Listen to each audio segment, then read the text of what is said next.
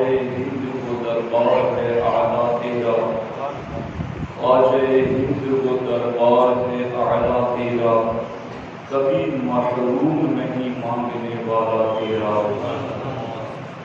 मोहिउद्दीन गौस है और ख्वाजा मोइनुद्दीन है, ऐ हसन क्यों न हो महफूज अकीदा तेरा। दोस्तान मोहतरम, सुल्तानुल हिंद अताए रसूल सरकार गरीब नवाज रज़ियल्लाहु ताला अन्हु की आज छठी शरीफ है और यौम जुमा भी है। अल्लाह रब्बुल इज़्ज़त सरकार गरीब नवाज रज़ियल्लाहु ताला अन्हु के फैज़ान से हम सबको माला माल फरमाए। कुरान मजीद में अल्लाह रब्बुल इज़्ज़त ने क़यामत तक आने वाले बंदों से इरशाद फरमाया, इन कुंतुम तुहिब्बूनल्लाह, ऐ लोगों अगर तुम अल्लाह से मोहब्बत का दावा करते हो कि तुम्हें अल्लाह से मोहब्बत है, और ये दावा कौन लोग करते हैं? अल्लाह रब्बुल इज़्ज़त ने इस मोहब्बत के कमाल वालों का भी खुद कुरान में जिक्र करते हुए फरमाया, वल्लज़ीना आमनू अशद्दु हुब्बन लिल्लाह, कि ईमान वाले सबसे ज्यादा अपने अल्लाह से मोहब्बत करते हैं। अब वो ईमान वाले जो अल्लाह से सबसे ज्यादा मोहब्बत करते हैं, अल्लाह फरमाता है अगर तुम अल्लाह से मोहब्बत करते हो फत्तबिऊनी, तो फिर तुम मेरे महबूब की पैरवी करो, मेरे महबूब का हुक्म मानो, मेरे महबूब की इताअत और इत्तिबा करो। नतीजा क्या निकलेगा कि अभी तक तुम अल्लाह के मुहिब थे, अल्लाह से मोहब्बत के दावेदार थे, लेकिन फत्तबिऊनी पर अगर तुमने अमल कर लिया, यानी हमारे महबूब अलैहिस्सलाम के फरामीन पर अमल कर लिया, युहिब्बुकुमुल्लाह, अब तुम सिर्फ अल्लाह के मुहिब न रहोगे, अल्लाह के महबूब बन जाओगे। यानी एक मंजिल तो इब्तिदा आगाज की है कि बंदा हरदम ये कहे मुझे अपने रब से प्यार है, मगर रब फरमाता है तुम वो क्यों नहीं करते कि तुम्हारा रब कहे कि मुझे बंदे तुझसे प्यार है। और वो बीच का रास्ता और वो बीच की मंजिल कि इधर बंदा कहे मुझे रब से प्यार है और उधर रब कहे बंदे मुझे तुझसे प्यार है, बीच में है महबूब अलैहिस्सलाम की इताअत व पैरवी। अगर बंदा मुस्तफ़ा करीम सल्लल्लाहु अलैहि वसल्लम की इताअत और पैरवी करता है तो रब कुरान में क़यामत तक मुत्तबईन मुस्तफ़ा को ये मुज़्दा सुनाता रहेगा, युहिब्बुकुमुल्लाह, अगर तुम इताअत रसूल के दायरे में आ गए तो तुम अल्लाह की महबूबियत के मर्तबे तक पहुंच गए। अब यहाँ दो बातें हैं कि अल्लाह की महबूबियत उसी को मिलती है जो अल्लाह के महबूब की पैरवी करता है, और जो महबूब अलैहिस्सलाम की पैरवी जितनी ज्यादा करता है, अल्लाह की महबूबियत का इनाम उसे उतना ही ज्यादा मिलता है। अब सुल्तानुल हिंद सरकार गरीब नवाज रज़ियल्लाहु ताला अन्हु, जो आज आपका मज़ार है वही आपका हुजरा था। आप उसमें आराम फरमा थे और सुबह फज्र के वक्त दरवाजा खटखटाया गया, न खुला फिर खोला गया तो सरकार गरीब नवाज रज़ियल्लाहु ताला अन्हु आराम फरमा है, जिस्म से रूह परवास कर चुकी हैं, मगर पेशानी पर सरकार गरीब नवाज की नूरानी कलम से ये लिखा हुआ था, हादा हबीबुल्लाह व माता फी हुब्बिल्लाह, ये अल्लाह का महबूब है और अल्लाह की मोहब्बत में दुनिया से गया है। अब गौर करें यहाँ पर کہ اللہ کی محبوبیت کا انعام اللہ کسے دیتا ہے؟ قرآن کہتا ہے کہ یحببکم اللہ کا انعام یعنی اللہ جس سے محبت کرے اور اللہ جسے اپنا محبوب قرار دے، یہ قرآن کی روشنی میں یہ مرتبہ اسی کو ملے گا جو محبوب علیہ السلام کی پیروی، اطاعت و اتباع میں کامل ہوگا۔ سرکار غریب نواز نے اپنے محبوب علیہ السلام کے احکام پر کس قدر زیادہ سختی سے، شدت سے عمل کیا ہوگا کہ ادھر جان نکلی اور ادھر رب نے پیشانی پر محبوبیت کی مہر لگا دی۔ تو یہ آپ کی پیشانی پر محبوبیت کا جو دوہرا سجایا گیا اور آپ کی پیشانی پر محبوب خدا ہونے کی مہر لگائی گئی، یہ اس بات کی دلیل ہے کہ سرکار غریب نواز رضی اللہ تعالیٰ عنہ نے رات ہو یا دن ہو، صبح ہو یا شام ہو، گھریلو معاملہ ہو یا باہر کا معاملہ ہو، سرکار غریب نواز زندگی کے ہر لمحے اپنے نبی کے حکم پر عمل کرتے رہے۔ اب یہاں خود سرکار غریب نواز رضی اللہ تعالیٰ عنہ کے بعض اشعار میں آپ کے سامنے آج پڑھوں گا، جن اشعار میں سرکار غریب نواز نے اس محبوبیت کے رازوں کی ابتدا کشائی کی ہے۔ یہاں اس چیز کو بھی آپ سنیں کہ حضرت سیدنا عارف باللہ امام شعرانی رضی اللہ تعالیٰ عنہ، یہ کون امام شعرانی؟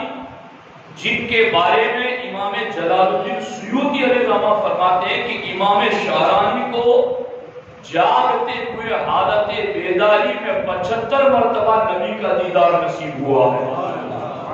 وہ امام شعرانی رضی اللہ تعالیٰ عنہ کیا فرماتے ہیں طبقات الکبریٰ میں؟ فرماتے التصوف تصفیۃ القلوب و اتباع النبی صلی اللہ علیہ وسلم فی الشریعہ۔ امام شعرانی جنہیں 75 مرتبہ جاگتے ہوئے نبی کا دیدار نصیب ہوا، وہ فرماتے ہیں تصوف نام ہے اس بات کا کہ دل صاف رکھا جائے اور اللہ کے رسول صلی اللہ علیہ وسلم کی شریعت کی پیروی کی جائے۔ تو شریعت مصطفیٰ صلی اللہ تعالی علیہ وسلم کی پیروی کرنا یہی تصوف کی بنیاد ہے۔ اور سلطان الہند سرکار غریب نواز رضی اللہ تعالیٰ عنہ فرماتے ہیں کہ راہ سلوک کی پہلی منزل، سلوک کہتے ہیں رب تک پہنچنے کا راستہ، راہ سلوک کی پہلی منزل شریعت ہے۔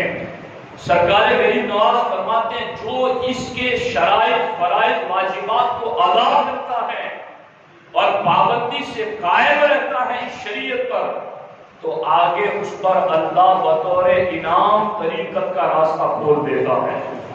اور پھر طریقت کے راستے پر جب وہ مضبوطی سے قائم رہتا ہے اور شریعت کی پابندی کرتا ہے تو آگے معرفت کے دروازے کھل جاتے ہیں، اور پھر طریقت اور معرفت کے ساتھ شریعت پر پابندی سے قائم رہتا ہے تو سلطان الہند فرماتے آگے جا کر کے اس پر حقیقت کا دروازہ کھل جاتا ہے۔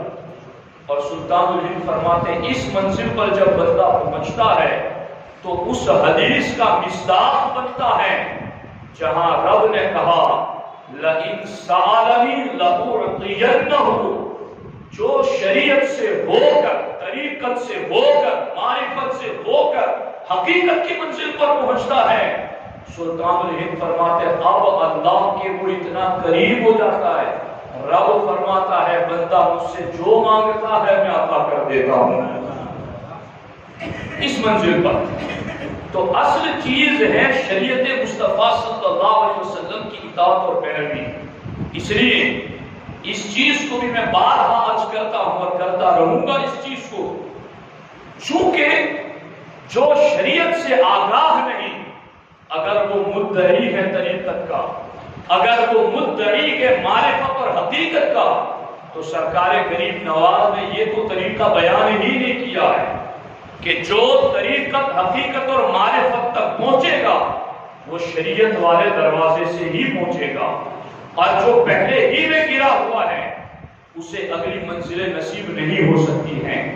اب سلطان الہند سرکار غریب نواز رضی اللہ تعالیٰ عنہ کیا فرماتے ہیں اپنے اشعار میں؟ دیکھیے آپ کا دیوان ہے فارسی میں، سرکار غریب نواز کے اشعار فارسی میں، اور بڑی پیاری باتیں آپ نے کہی ہیں، اور میرے اندر کوئی وہ طاقت نہیں کہ میں ان اشعار کو پڑھوں، اور مگر یہ سرکار غریب نواز کے الفاظ ہے اس لیے ان کا ترجمہ کر رہا ہوں، ورنہ ہم میں وہ طاقت نہیں کہ اتنی بلند رتبہ ذات کے حوالے سے کوئی ایسی بات کرے، چونکہ جو جتنے بلند ہوتے ہیں ان میں عاجزی بھی اتنی زیادہ ہوتی ہے، ان میں اپنے رب کی بارگاہ میں جھکنا بھی اتنا زیادہ ہوتا ہے۔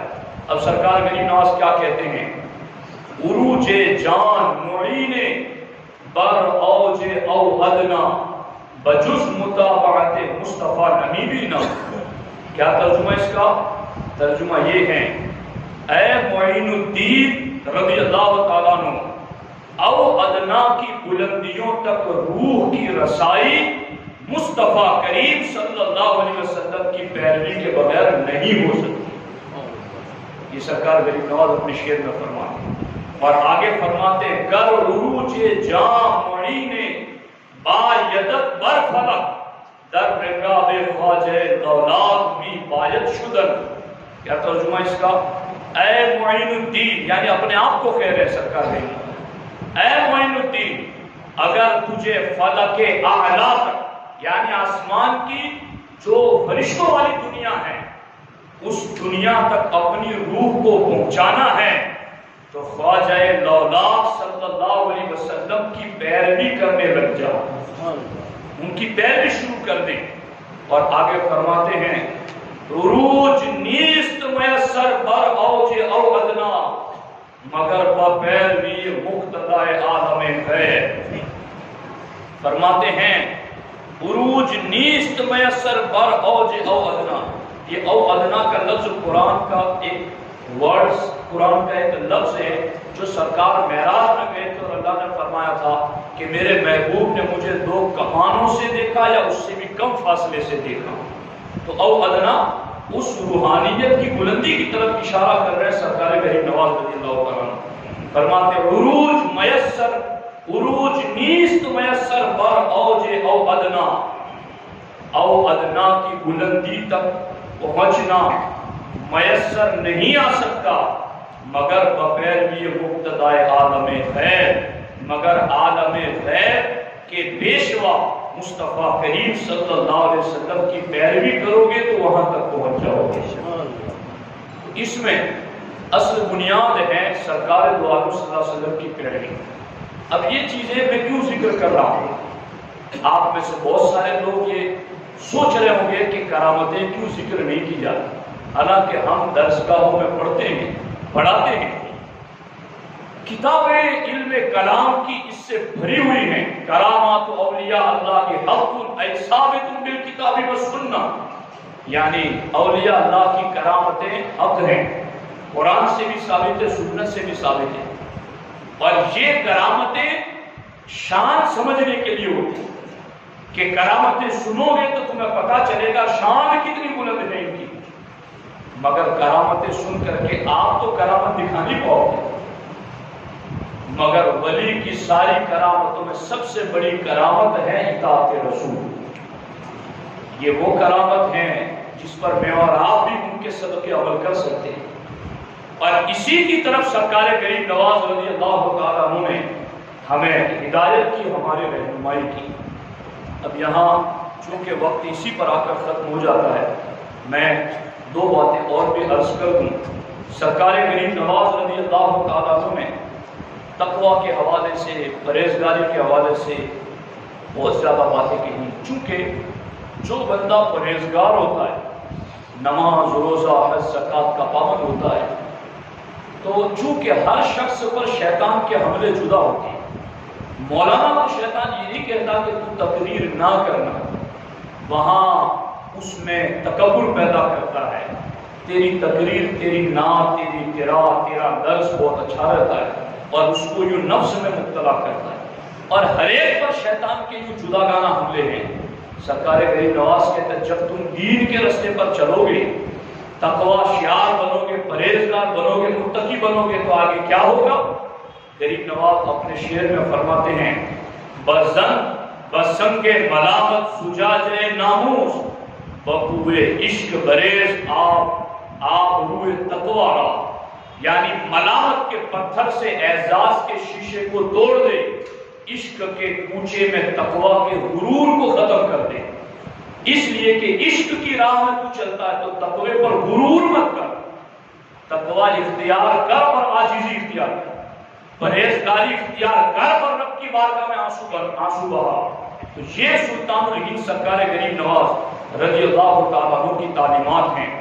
سرکار غریب نواز رضی اللہ تعالیٰ عنہ کے بارے میں حضرت خواجہ قطب رضی اللہ تعالیٰ عنہ فرماتے ہیں کہ میں 20 سال تک اپنے مرشد کی صحبت میں رہا اور میں نے 20 سال میں سوائے قضائے حاجت کے کبھی اپنے مرشد کو بے وضو نہیں پایا۔ پیشاب پانی کی حاجت کے سوا میں نے کبھی اپنے مرشد کو بے وضو نہیں پایا۔ اور فرماتے 20 سال میں حضرت کی صحبت میں رہا، میں نے کبھی حضرت کو ناحق کسی پر غصہ ہوتے ہوئے نہیں دیکھا۔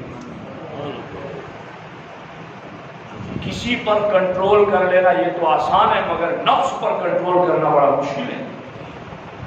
تو یہ ولیوں کی خاص صفت ہوتی ہے، اس مرتبے تک پہنچتے ہیں۔